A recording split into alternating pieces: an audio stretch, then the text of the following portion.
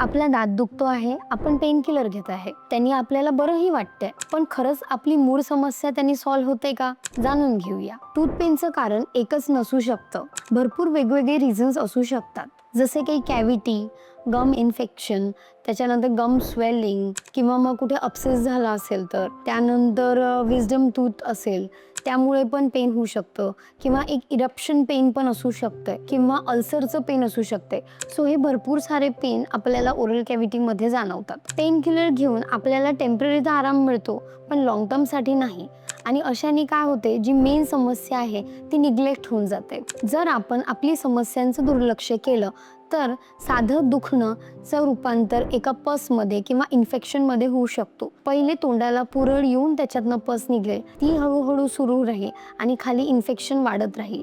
जर इन्फेक्शन जास्त प्रमाणात वाढलं तर गालावर सूज येऊ शकते. म्हणूनच म्हणतात, don't hide your pain with the tablets. नेहमी डेंटिस्टला भेटूनच आपल्या समस्या दूर करा. अशा अधिक माहितीसाठी आम्हाला फॉलो करा.